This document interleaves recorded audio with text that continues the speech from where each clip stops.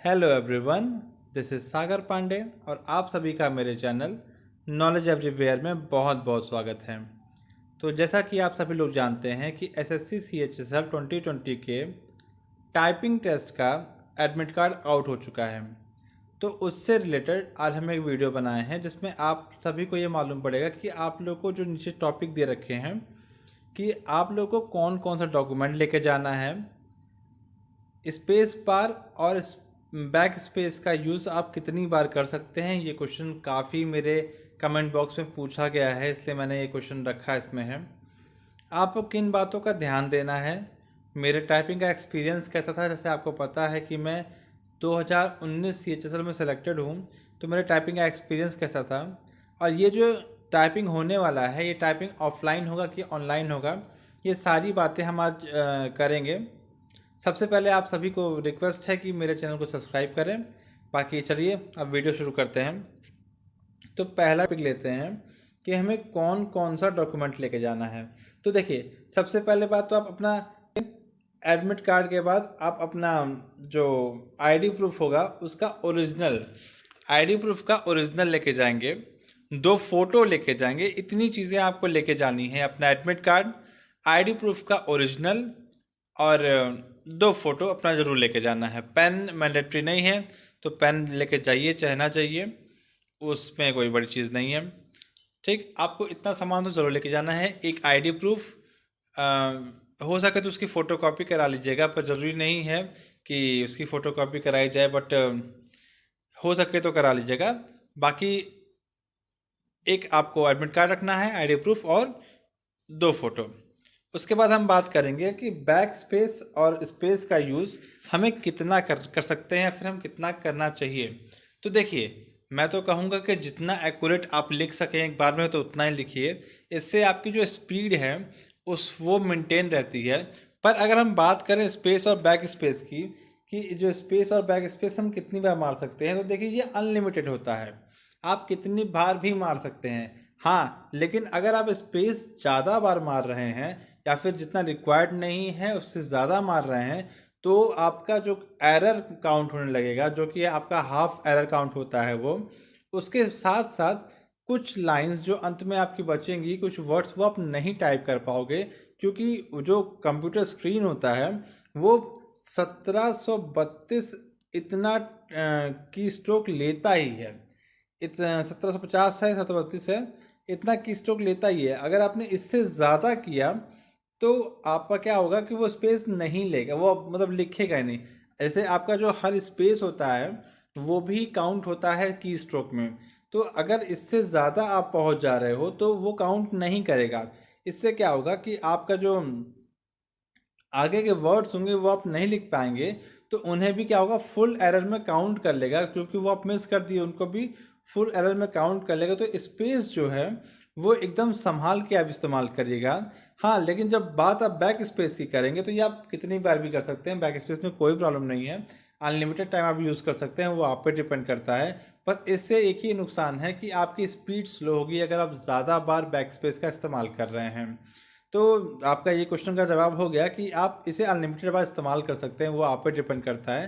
पर जो जो गलतियां होती हैं वो मैंने आपको बता दी। स्पेस ज़्यादा इस्तेमाल करेंगे तो क्या होगा कि आपका जो आगे का की स्ट्रोक है वो काउंट, आगे के जो कीज़ हैं वो काउंट नहीं करेगा, क्योंकि उसने क्या किया है, आपके हर की स्ट्रोक को काउंट करता है और वो उतना ही की स्ट्रोक मतलब आप लिख सकते हैं जितना कि एग्ज़ाम में रिक्वायर्ड होता है। 1732 से 1735 ऐसा कुछ होता है, उतना ही रिक्वायर्ड होता है और उतना ही आप लिख सकते हैं।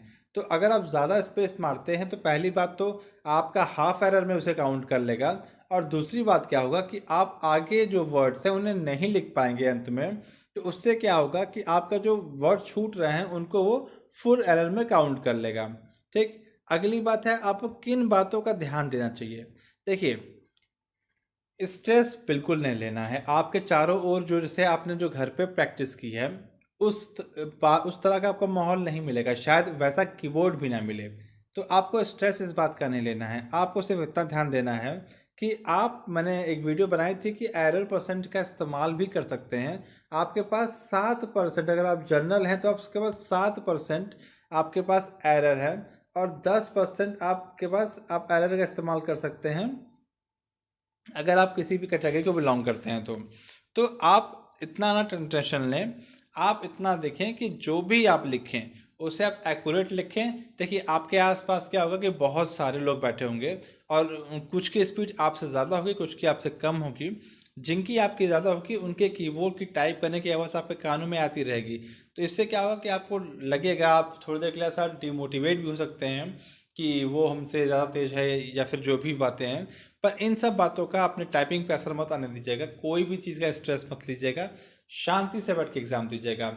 दूसरी बात, जितने डॉक्यूमेंट्स मैंने बताए हैं उन डॉक्यूमेंट्स को लेके ज़रूर जाइएगा और किसी भी तरह की मतलब किसी भी तरह की लापरवाही मत करिएगा जिससे आपको एग्ज़ाम देने में दिक्कत आए। जैसे कि आप टाइमली पहुंचिएगा, आधे घंटे पहले पहुंच जाइए और अपना आईडी प्रूफ, एक एडमिट कार्ड और 2 फोटो ज़रूर लेके जाइएगा। बाकी और कुछ बातें नहीं है, इतनी बात आप ध्यान रखिएगा। आपने टाइपिंग की प्रैक्टिस की होगी, आपने जितना किया है उतना ही काफ़ी है, ज़्यादा आपको करने की ज़रूरत नहीं। अब मैं अपने टाइपिंग एक्सपीरियंस बताने से पहले मैं ये बोलना चाहूँगा कि देखिए, ये जो एग्ज़ाम है, ये जो आपका लास्ट पॉइंट है, ये भी हो गया। लास्ट पॉइंट है कि ऑफलाइन होगा कि ऑनलाइन होगा। इसकी बात करें तो ये टाइपिंग आपकी ऑनलाइन ही होने वाली है। तो आप लोग में से जो भी चिंता कर रहे हैं, मैं उनको बता दूं कि ये जो टाइपिंग टेस्ट है वो ऑनलाइन ही होने वाली है, ऑफलाइन नहीं होगी। तो आप चिंता ना करें, ऑनलाइन ही होने वाली है। ठीक, अब मैं बात करता हूँ अपने टाइपिंग एक्सपीरियंस की। तो अगर मैं अपने टाइपिंग एक्सपीरियंस की बात करूं तो देखिए, मेरा एग्ज़ाम जो था उसमें लखनऊ में ही पड़ा था। मैं सेंट्रल रीजन का हूं तो मेरा एग्ज़ाम लखनऊ में पड़ा था और मैं गया एग्ज़ाम देने। चलिए मैं अपना एक्सपीरियंस बताते बताते मैं एक चीज़ आपको और बता देता हूं कि ये जो लिखा है 10+3+10+3, इसका मतलब क्या हुआ। देखिए, आप जब एग्ज़ाम देने जाओगे तो सबसे पहले गेट पे आपका आईडी प्रूफ, एडमिट कार्ड और 2 फोटो चेक करते हैं। उसके बाद आप अंदर जाते हो तो फिर वहाँ आप बैठते हैं तो फिर साइनिंग करते हैं। आपको एक पेज ला के देते हैं जिसमें आपको एरर और फुल एरर और हाफ एरर क्या होता है उसके बारे में लिखा रहता है। आपको कौन सी गलतियाँ करनी है, कौन सी गलतियाँ नहीं करनी है। गलती तो वैसे कोई नहीं करनी है, पर जो गलतियाँ आपको नहीं करनी है उनके बारे में वो लिस्ट होती है, वो आपको वहाँ पर दी रहेगी। आप क्या करना है, उन्हें पढ़ के वापस कर देना होता है और फिर टाइपिंग शुरू होती है। जब टाइपिंग शुरू होती है तो 10 मिनट की आपकी पहली एक डेमो टाइपिंग होती है जिसमें क्या होता है कि आप चेक करते हो कि आपके कीबोर्ड सही से काम कर रहा है कि नहीं कर रहा है, कोई दिक्कत तो नहीं है। उसके बाद क्या होता है, 3 मिनट का ब्रेक होता है। 3 मिनट का ब्रेक आपको इसलिए मिलता है कि अगर आपका जो कीबोर्ड टाइम मतलब टाइप जिससे आप कर रहे हो वो सही से कर रहा है कि नहीं कर रहा है। अगर सही से नहीं कर रहा है तो आप चेंज करा लीजिए, या फिर कोई दिक्कत है तो उस 3 मिनट में आप उसे सॉर्ट आउट कर लीजिए। उसके बाद क्या होता है, फिर आपका 10 मिनट का आपका एक्चुअल पेपर स्टार्ट होता है। फिर एक्चुअल पेपर आपका जब हो जाता है फिर आपको 3 मिनट का और ब्रेक मिलता है, उसके बाद आपको रिलीज़ कर दिया जाता है। तो ये पूरा मतलब जो मैटर है वही है आपका 10+3+10+3 का पूरा मतलब सिर्फ यही होता है। बाकी अगर आपको कोई भी दिक्कत हो इस टाइपिंग को लेके, कोई भी प्रॉब्लम हो, वैसे मैंने सब बता दिया, आप लोग कोई चिल होके जाओ, एकदम कोई दिक्कत नहीं है। कोई भी प्रॉब्लम हो आप मेरे कमेंट बॉक्स में कमेंट करें, मैं आपकी हेल्प करने की पूरी कोशिश करूँगा। Thank you so much. जय Shri Mahadev. Please subscribe to my channel. Bye bye.